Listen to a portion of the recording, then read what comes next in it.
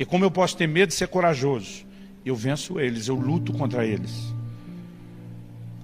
Nenhum de nós vai estar num lugar onde não precisa lutar contra o desânimo. A questão é que se a gente não lutar em situações como essa de desânimo prolongado, ele começa a engolir a gente, fazer muito mal não só para a gente.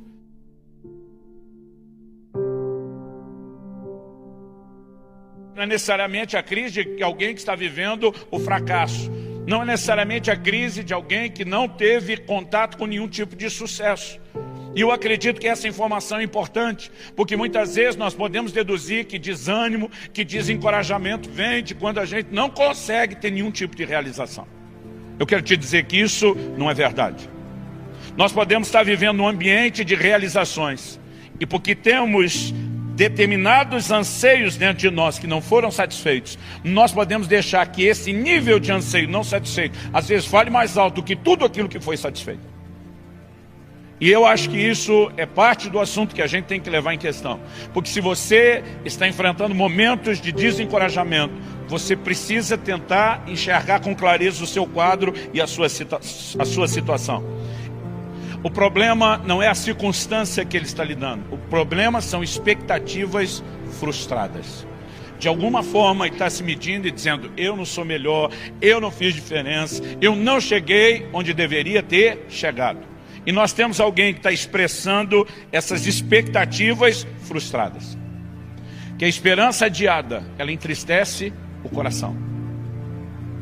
Aquele tipo de coisa que você espera e acaba nunca chegando. Ele pode, muitas vezes, trazer um grande estrago emocional dentro de você. Agora, a pergunta é, algumas coisas que nós estamos esperando e que não se concretizam, deveriam necessariamente estar sendo esperadas?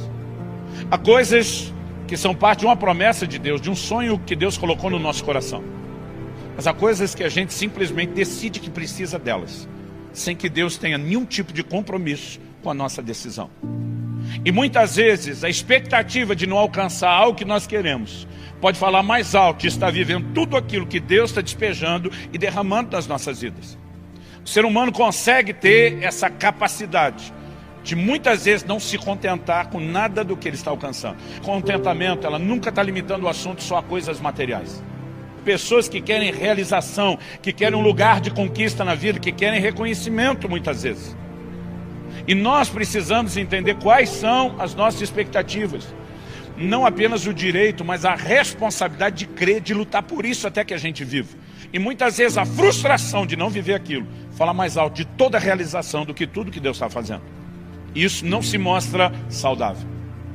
Uma das formas de perceber na nossa própria vida se estamos vivendo intensamente a frustração de algumas expectativas não cumpridas, falando até mais alto do que as realizações, é observar o nosso comportamento. É interessante. Uma das características de que eu e você estamos vivendo não um desânimo momentâneo. Às vezes nós temos isso. Acordamos uma certa manhã e o dia não parece colorido, ele parece branco e preto. Às vezes nós temos um momento do dia mal, aquele dia que está dando tudo errado, que você realmente percebe que tudo está fora do normal, ele pode simplesmente voltar ao normal no dia seguinte.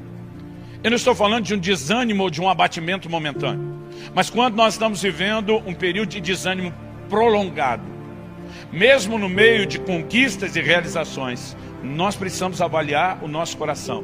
E às vezes uma boa forma é analisar o comportamento. Quando a gente começa essa atitude de se isolar, de não querer estar junto, de não querer companhia, é um indício de que algo no nosso coração não está muito correto. Está buscando só o seu próprio desejo. Eu sei que pode haver momentos de isolamento com um propósito muito específico, mas nós estamos falando de algo pontual, não de um estilo de vida. Nós estamos falando de algo que tem um propósito e se demonstra muito frutífero. Mas muitas vezes, quando simplesmente estar com os outros já não está nos fazendo bem, isso deveria ser um alerta de que algo no nosso coração merece a nossa atenção, merece o cuidado. Há algumas cavernas emocionais nas quais eu e você entramos e também nos fechamos. É aquele momento onde a gente já não quer ver gente, onde a gente já não quer ver a luz, onde a gente já não quer ver nada e nem ninguém. Mas além do isolamento, normalmente, quem está lidando com esse tipo de expectativa frustrada que gera o desânimo, ele tem sempre um senso de injustiça que ele carrega dentro dele. Nós podemos perceber nesse tipo de conversa que ele simplesmente está transbordando parte de uma crise interior. Agora, eu fico olhando para esse senso de injustiça e acredito que ele vem de um único lugar: das comparações que a gente faz. A gente tem mania de comparar a nossa vida com a dos outros com a nossa, dos outros com os outros mesmo, e a gente vive de comparação. Mas nós temos essa inclinação, porque de alguma forma a gente quer sentir se a gente está sendo tratado igual aos outros. Eu acredito que, além de procurar entender qual a razão de eu e você estarmos lidando com algum nível de desencorajamento, nós precisamos também compreender como nós lidamos com as circunstâncias. E se a gente começar a aprender a olhar para dentro de nós, nós vamos perceber quanta coisa que está dentro de nós e precisa ser resolvida. Porque essa inclinação à comparação, ela muitas vezes é injusta. Se eu e você escapássemos da possibilidade de qualquer crise, nós seríamos péssimos líderes. Porque a nossa capacidade de conectar com gente normal, que também vai passar por isso, ela estaria muito limitada e comprometida. Muitas vezes a nossa capacidade de conectar, com compaixão para aqueles que estão em crise, ela seria quase nula se a gente nunca tivesse vivido nenhum tipo de dilema ou de crise. Não apenas para o nosso crescimento, existem coisas que nós precisamos fazer em relação ao que Deus já nos disponibilizou. Há um momento onde a minha e a sua ficha tem que cair, de que nós temos que reagir, de que nós temos que decidir mudar e virar o jogo, porque você decide buscar e encontrar isso. E tem gente que nessa hora chora da vida, chora do que perdeu e não reage. Que quando nós decidimos lutar, quando nós decidimos reagir, que a gente recupere aquilo que a gente perdeu por nossas escolhas. Há muita gente nesse dia que precisava ouvir essas coisas.